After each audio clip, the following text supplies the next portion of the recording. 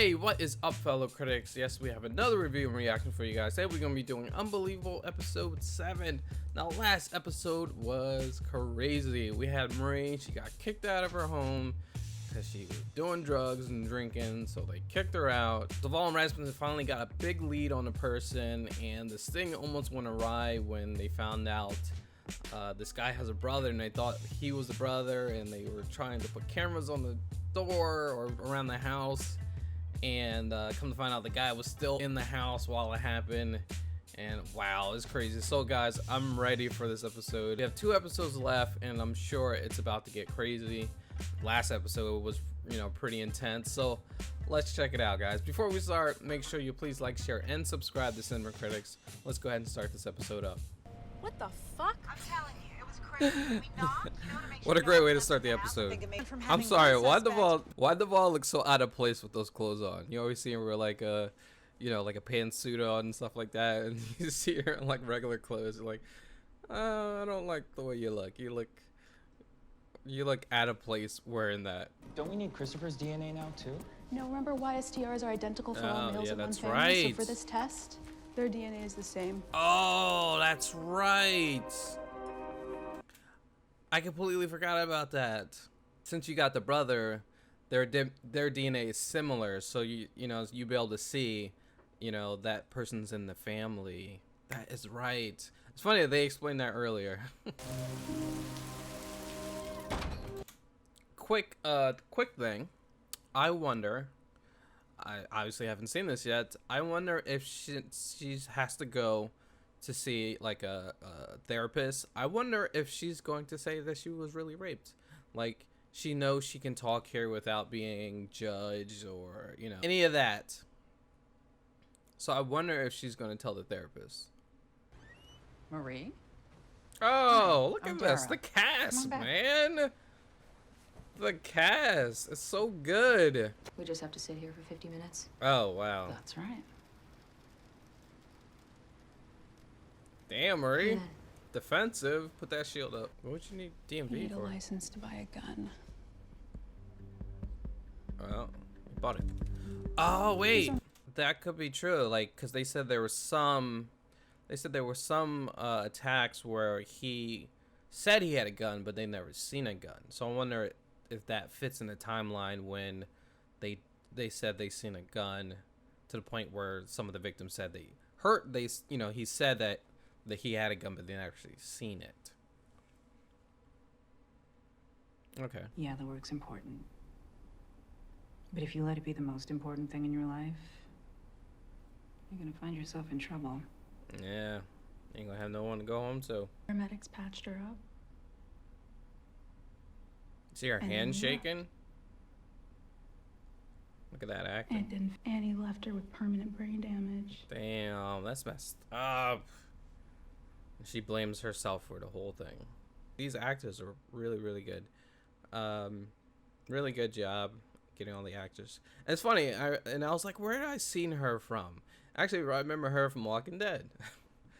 But yeah, like all the people on this does a really good job, and a lot of them are really good low-key actors I see from other shows, and they do a good job on those. But yeah, like I can see, like, it's tough. They don't want to leave, they don't want to go home, they want to figure this thing out.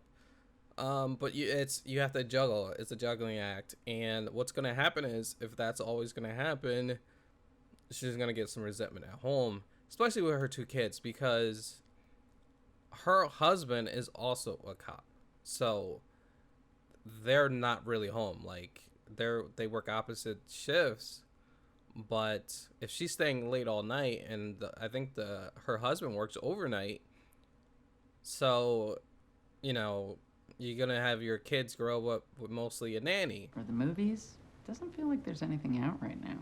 I just saw Zombieland. Yeah? Zombieland, damn. End up turning on each other and becoming untrustworthy. It's so crazy how they tied Zombieland into this. That scene is actually kind of brilliant. How they tied Zombieland. First of all, the therapist is trying to get her to talk, so they're like, we'll just talk about anything. So they brought up Zombieland, which came out around this time. To get her to talk about Zombieland, to get her to talk about her not trusting people, which is freaking brilliant. That's brilliant right there. But guys, just off topic, well, somewhat off topic, I will actually be going to see Zombieland 2, and I will review it on the channel. I will be doing more reviews soon. When I first started this channel, that I was doing reviews, but we will be doing reviews very shortly. I think the first review will be Joker, and then I will be doing Zombieland once, you know, when it comes out. Come on, DNA. Oh, she's ready for that phone call. Well, Got a hit. Both suspects have military training. You should assume both will be armed. Detective. Here's the thing. If these are the guys, right, and if they're so smart, just by having a cop coming to their door saying, hey, we're looking into burglars, gotta set off their feelers. They gotta feel, no, they have to be like, okay, they might be on to me because a cop just randomly came to the door. So we'll see what happens. Maybe he will try to, any kind of evidence he did have, maybe he's trying to, you know, destroy it and all this stuff. So we'll see. We'll see. Oh! That was a little too smooth. That was too smooth. That was too easy. If he was smart, he wouldn't keep any of this stuff here. Right? Oh, no. Oh! Look at those thumb drives. Oh, this dude's done. Oh, this dude is done. Oh, yeah, he's done. Oh, man, this is a wrap for you, dude. It's a wrap. Oh, they got all of it. Guess this guy's not as smart as he thought. This guy is super, super smart of leaving no evidence. Leaving no evidence, making sure the lady washes and all this stuff. He takes the sheets. He's that smart.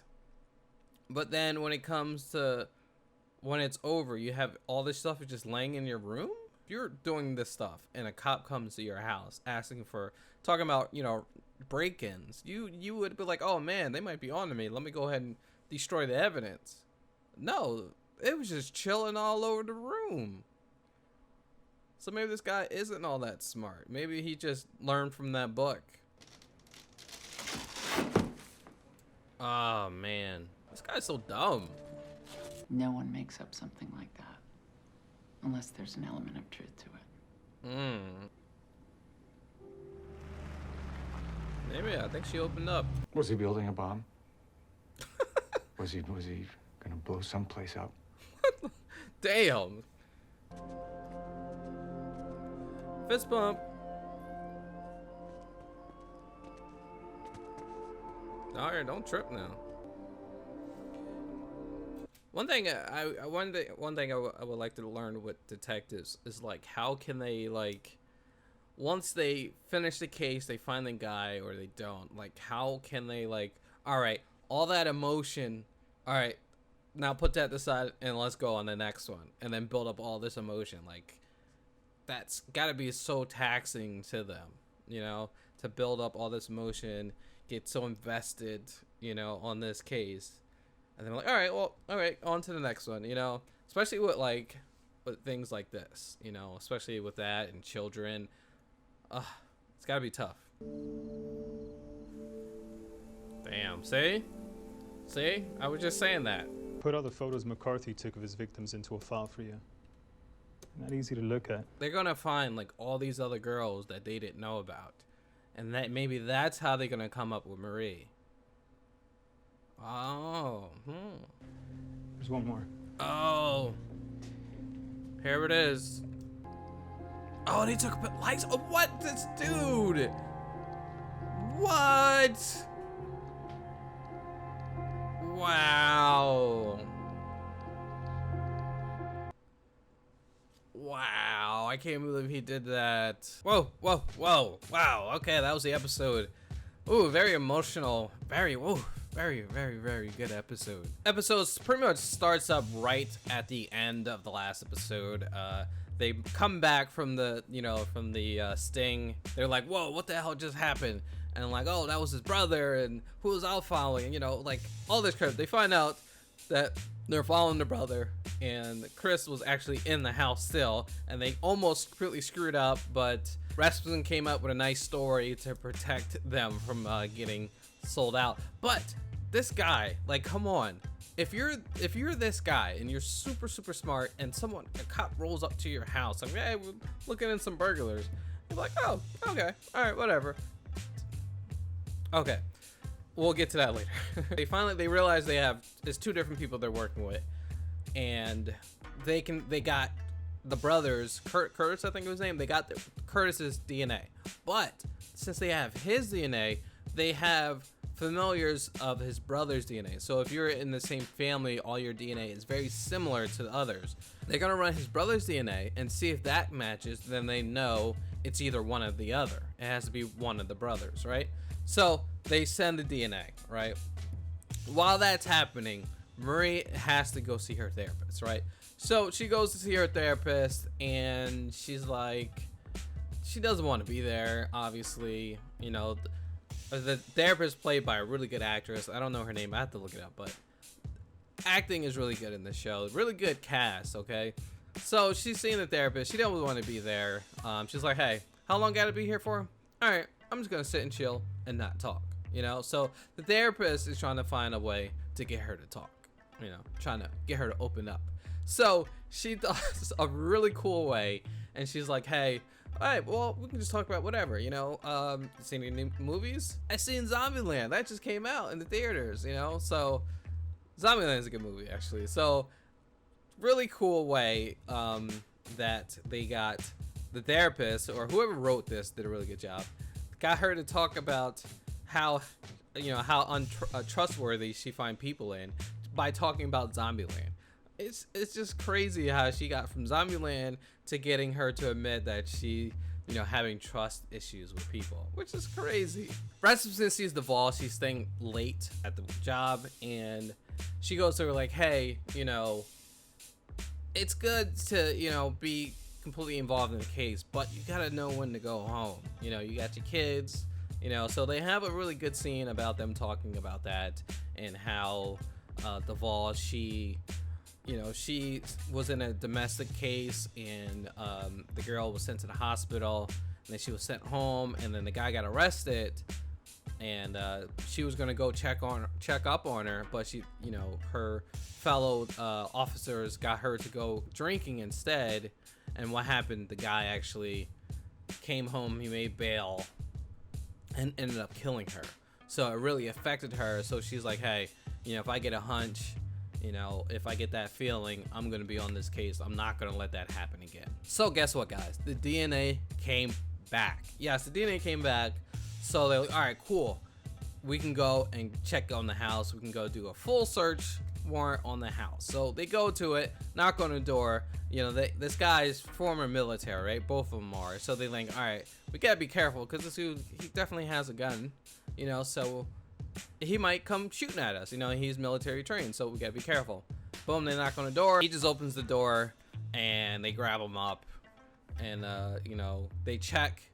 Duvall checks his leg. Boom, birthmark. Bam. Okay, one box checked right there. So they go through the house. You know, they're searching the house. Duvall goes upstairs, and then she sees all these thumb drives on the desk, right? She sees these sex books, you know, and then she looks, and boom, there goes that pink camera, that Coolpix back in the day. Everybody had those Coolpix back in the day. I had one as well. It was like, bam, another check mark, check mark, check mark. Then she goes into the closet, and boom, she sees those sneakers. Like, so it is like, evidence is everywhere. And you think, like, this guy was so smart. They thought this guy was a cop because he was so smart not leaving evidence. But then he has all the evidence just chilling in his room.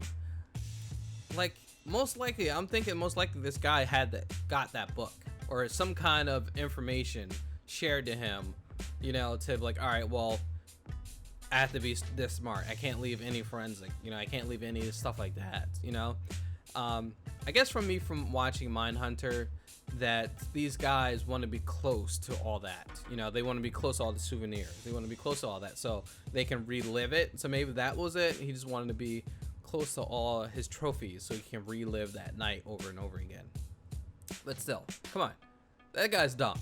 Like, you know, he seemed very smart, but in the back end, he was dumb. Just to leave all that evidence just chilling in the room. And then the fact the cops came to your door the day before. So Duvall and Rasmussen is actually talking to the brother, and first they check his leg because maybe he has a similar birthmark, you know?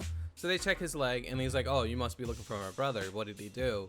And they're like, well, what do you think he did? Like, he said, did he build a bomb? Was he trying to build a bomb? Like, damn, dude. Obviously, either you knew about it, or you knew your brother was up to no good. You know what I'm saying? And he was like, oh, you know, I just thought he was strange. You know, everyone's a little strange. No, you knew something was up with your brother, you know? You see Duvall and Rasmussen, they head home, right? And Duvall, you can see she's feeling emotional about the whole thing. And Rasmussen as well. Like, she's feeling emotional about the whole thing. She goes home, she's working on the car, her husband comes there, and, you know, he wants to get a little touchy-feely. And he tries to, and then she's like, she kind of breaks down a little bit because it's emotional, you know. Like I was just saying before, is like, you can't just turn it off. You know, you build up so emotion for this stuff. You see all these crazy things, and then you can't. It's hard to just turn it off and then move on to the next one. So you have all this emotional, just like they were saying, they still remember their first cases about, you know, this type of stuff, you know, so they remember it all. It doesn't go away. So Duvall and Rasmussen, they go to the tech guy, and they, you know, going through all the pictures of this guy had on these SD cards, and they see all their victims, you know, gruesome pictures, very gruesome pictures. You can see how emotional it is just to look at these pictures, and you know, they know these victims, they talk to them, and then see them in these, you know, in these pictures. It's very hard. And then like, okay, you know, these are all our victims, we're good to go. Tech guy's like, hey, we got one more SD card. You know, he really was, you know, doing a lot of pictures on this one, but there was some left that he deleted, but we get recovered, you know. So while that's, you know, they cut back and forth, which whoever directed this episode did a really good job with that. They cut back and forth to Marie and the therapist, and they're talking. So the therapist actually gets her to open up about what happened. You know, she gets her talking. You know, she's like, hey, is there a way you can take from this to make it better, to make your life better down the road? You know, all this bad, can you get some kind of good out of it to make you stronger? You know. And she was like, hey, you know, I know either this happened to you or you didn't, but I feel that something happened to you. You know, you were some kind of assaulted at some point, you know, even if you did lie about this, or were you telling the truth? Like, I know something happened to you. You don't just, you know, you don't just lie about this for no reason. So Marie opens up. She tells the whole story about what happens, you know, and the therapist's like, damn, you know, you got assaulted twice, you know, but a guy and the cops, because the cops screwed you over, you know. We go back and forth of them, Duvall and Rasmussen, looking at these pictures, and then Marie talking, right? This new memory card is from someone new, and they're like, who is this girl? She looks like she's 12, you know. And then they go on this last picture, and then it's Marie's back with her freaking ID chilling on her back when he takes the picture, which is crazy. It's so freaking crazy that this guy was doing that. He was taking their IDs and taking pictures so he remember exactly who they are, and he still know their, you know what I'm saying, like, has all the information still. So even if he did forget it, he was like, oh no, I remember, this is their address, let me go back and see if they're there. Oh my god, it is so freaking crazy. So I remember earlier, guys, in the earlier episodes, I was like, hey, I wonder how they're gonna connect Marie to all these attacks. And this is how they actually find pictures about it. Now here's the thing though, here's the thing. So it's gonna be 3 years later for Marie, right? If they're gonna come up to Marie, right? 3 years later, most likely she got past all this, right? For the most part, you know what I'm saying? You probably never forget this, but for the most part, she probably got past of it, and she already told the therapist, so like, hey, what I learned from this is to lie earlier. You know, lie better and lie earlier. Don't trust you guys. I'm not gonna even put myself out in that situation no more. If it ever happens again, I'm gonna lie and say it never happened, because I don't want to get drugged through the mud like this. You know what I'm saying? So I wonder how she's gonna take this when Rasmussen Duvall comes up to her like, hey, we found that you were attacked. We found the guy. How is she gonna take that? How's everyone else who've been crapping on her? That's what I want to know. Like, it's crazy. Oh, it's so good. I can't wait for next episode, guys. Let me know what you guys thought of this show. Let me know what you thought of this good episode, guys. Oh, it's so good. I can't wait for next episode. I can't wait. Guys, thank you for watching, and make sure you please like, share, and subscribe to Cinema Critics, and we'll catch you next video. Peace out.